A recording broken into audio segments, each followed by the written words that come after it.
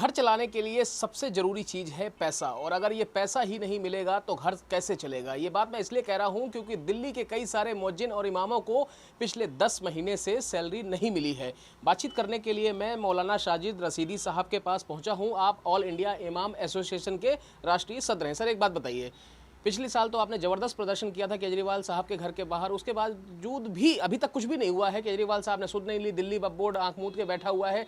आखिर सवाल ये बनता है कि इमाम और मुअज्जिन जाएं तो जाएं कहाँ। देखिए, केजरीवाल साहब के यहाँ हमने जो प्रदर्शन किया था, बाकायदा लिखित में भी उनको दिया था, उसका कोई जवाब अभी तक नहीं आया। उसके बाद में मनीष सिसोदिया के यहाँ किया, उसने तो मिलने से इनकार कर दिया, और जो हमने लिख के दिया था उसका भी कोई जवाब उनकी तरफ से भी नहीं आया। ये दरअसल क्या है, दिल्ली सरकार की मिली भगत है वक्फ बोर्ड को ख़त्म करने का। ये वक्फ बोर्ड को ख़त्म करने की कोशिश कर रहे हैं और उसी तरह से अमल कर रहे हैं, उसी तरह से काम कर रहे हैं। देखिए, जितने भी मुस्लिम इदारे हैं, जिस तरह से बीजेपी मुस्लिम इदारों को ख़त्म कर रही है, ऐसे ही दिल्ली गवर्नमेंट भी मुस्लिम इदारों को ख़त्म कर रही है। अच्छा, मुझे आप एक बात बताइए। बात तो ये है कि जैसे 18,000 रुपये मिलते हैं इमामों को, 16,000 रुपये मुअज्जिन को मिलते हैं, कोई बहुत बड़ी रकम तो है नहीं।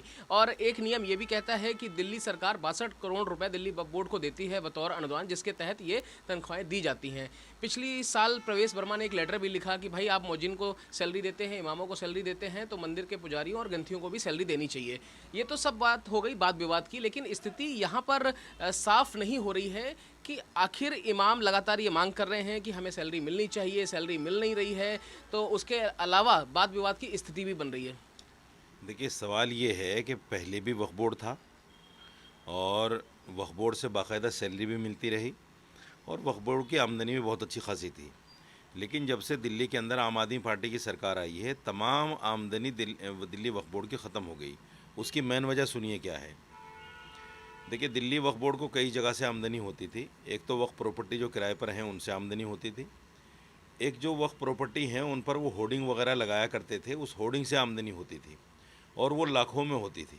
उसी से तनख्वाहें वगैरह भी आमतौर से आती थी। लेकिन दिल्ली में जब से आम आदमी पार्टी की सरकार आई है, वो होर्डिंग्स जो है नहीं लग पा रहे हैं और उनसे लाखों करोड़ों की जो आमदनी वक्फ बोर्ड को होती थी वो नहीं हो पा रही है। दूसरी बात, अगर दिल्ली सरकार हमारी इतनी हिमायती है तो मैं आपको एक चीज़ दिखाता हूँ कि देखिए, ये मेरे पास एक लिस्ट है। इसमें करीब 250 से 300 प्रॉपर्टीज़ हैं जो दिल्ली सरकार और उनकी एजेंसियों के पास है और केंद्र सरकार और उसकी एजेंसियों के पास है। अगर केजरीवाल इतने ही मुस्लिम भक्त हैं और मुसलमानों को फ़ायदा पहुंचाना चाहते हैं तो हमारी जो ये प्रॉपर्टी हैं, या तो इनको छोड़ दें या इनका कम से कम जो सर्किल रेट है उसके हिसाब से किराया देना शुरू कर दें। अगर ये किराया हमें मिल जाए तो ये हज़ारों करोड़ है।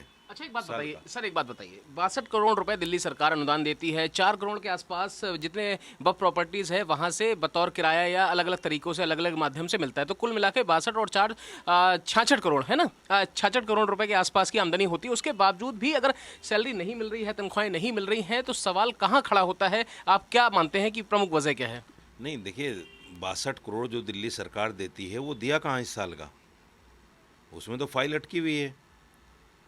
और सवाल ये होता है कि भाई दिल्ली सरकार को ही पैसा देना है और दिल्ली सरकार के ही चेयरमैन पर सवाल उठ रहे हैं। ये चेयरमैन भी तो दिल्ली सरकार के हैं, दिल्ली सरकार के अलावा तो चेयरमैन है नहीं। अब आपने चेयरमैन की अगर बात कर दी तो मैं अमानतुल्लाह खान साहब की भूमिका को लेकर भी सवाल कर ही लेता हूं आपसे। मुझे एक बात बताइए, अमानतुल्लाह खान साहब की पूरी भूमिका आप किस तरीके से देखते हैं, क्योंकि दिल्ली वक्फ बोर्ड के वो चेयरमैन हैं और जवाबदेही सबसे पहले दिल्ली वक्फ बोर्ड की बनती है। देखिए, अमानतुल्लाह खान साहब ने जो गवर्नमेंट से पैसा लेने की शुरुआत की थी वो इस नज़रिए से की थी कि भाई सरकार बराबर पैसा देती रहेगी और जो हम प्राइवेट इमामों को जो उन्होंने सैलरी देनी शुरू की उसको लेकर जो है वो सक्षम थे और वो देते रहे। लेकिन अब इस बार जो है वो जो ग्रांट मिलनी थी वो रुक गई, दिल्ली सरकार नहीं दे रही है। पेंच यहाँ फंस रहा है, दिल्ली सरकार का जो रेवेन्यू डिपार्टमेंट है वो कहता है कि साहब पिछला जो ग्रांट मिला है उसका हमें पूरा हिसाब नहीं मिला, 20 करोड़ का कोई कहीं झमेला है, किसी तरह क्या है कैसे है। इधर से ये कहते हैं कि हमारा हिसाब बिल्कुल साफ़ है, चेयरमैन साहब कहते हैं आप मुझे कहीं भी बिठा लो, मेरा हिसाब बिल्कुल साफ़ है, और वो बार बार फाइल पर साइन कर रहे हैं। कभी सीओ साइन नहीं करते, कभी आगे से फाइल वापस आ जाती है। इसी में ये सारा मामला घूम रहा है।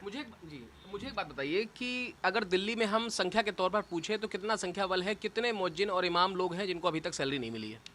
देखिए, करीब 278 से 280 लोग हैं जिनको तनख्वाह नहीं मिल रही है। ऐसे ही वक्फ बोर्ड के अंदर एक मदरसा चलता है, मदरसा आलिया फ़तेहपुरी, उसमें 15 लोगों का स्टाफ है, उनको 28 महीने से सैलरी नहीं मिली। हमें तो 10 महीने से नहीं मिली, उनको 28 महीने से नहीं मिली। बेवाओं को पेंशन पिछले 5 साल से नहीं मिली। बच्चों को स्कॉलरशिप जो है जिस तरह से रेगुलर मिलती थी वक्फ बोर्ड की तरफ से, वो कहीं ना कहीं अमानतुल्लाह खान अपने तौर पर जो है कर रहे हैं कैसे कैसे, लेकिन वो जो रेगुलर वक्फ बोर्ड की तरफ से मिलना चाहिए वो नहीं मिली। मेरा कहना सिर्फ ये है कि हमें अनुदान नहीं चाहिए, आप हमें अनुदान मत दो। ये अनुदान देकर आपने 62 करोड़ दे दिए और हज़ारों करोड़ की जो हमारी प्रॉपर्टी है उस पर कब्जा करे बैठे हैं हम। चेयरमैन तो इन बातों को नहीं उठाते, कोई भी चेयरमैन आए, चूँकि वो सरकार के नुमाइंदे होते हैं, उनके मुंह में ज़बान नहीं होती, इतनी ताकत नहीं होती कि वो सरकार के ख़िलाफ़ कुछ बोल सकें।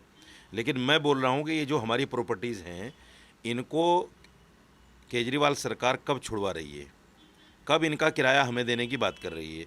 अगर ये किराया हमें मिलना शुरू हो जाए, ये मैं लिस्ट दिखा रहा हूँ आपको पूरी, ये देखिए, इसके अंदर सारी डीडीए के पास, रेलवे के पास, एनडीएमसी के पास, एमसीडी के पास और जितनी भी एजेंसीज़ हैं उन तमाम के पास ये हमारी, और ये गज़ों में नहीं है सर, ये बिगों में है। ये प्रॉपर्टीज़ हमें देखिए 416 स्केट यार्ड, 131 1 बीघा, 13 बीघा, ये इस तरह से हैं प्रॉपर्टीज़ हमारी। लेकिन दिल्ली सरकार और केंद्र सरकार के पास जो ये प्रॉपर्टी हैं उन पर ऐसा नाजायज़ कब्ज़ा है कि ना उनका किराया दे रहे हैं ना उनको छोड़ रहे हैं। छोड़ दीजिए इसको। जो लोग दूसरा सवाल उठाते हैं, जैसे परवेश वर्मा की आपने बात की कि पंडितों को भी मिलना चाहिए, हम ये कहते हैं हमें नहीं चाहिए सरकार से कुछ भी, हमारी तो ये प्रॉपर्टी आप वागुजार कर दीजिए। हम तो जिस तरह से सिख लोग जो है गुरुद्वारा प्रबंधक कमेटी के जरिए से वक्फ बोर्ड उसको चलाते हैं, ऐसे ही हम भी चला लेंगे वक्फ बोर्ड को। चलिए, वक्त देने के लिए बहुत शुक्रिया। तो साफ तौर पर आप मौलाना साजिद रसीदी साहब को सुन रहे हैं, जिनका ये कहना है कि अगर इमामों को सैलरी नहीं मिल रही है तो इसके लिए सिर्फ और सिर्फ जिम्मेदार दिल्ली सरकार और वक्फ बोर्ड है, क्योंकि वक्फ बोर्ड को पैसा तो तभी मिलेगा जब दिल्ली सरकार देगी, और जब दिल्ली सरकार अगर चाह ले तो सैलरियाँ तुरंत मिल जाएंगी। कैमरा पर्सन जस्सी के साथ मोहित शुक्ला, तहजीब टीवी, दिल्ली।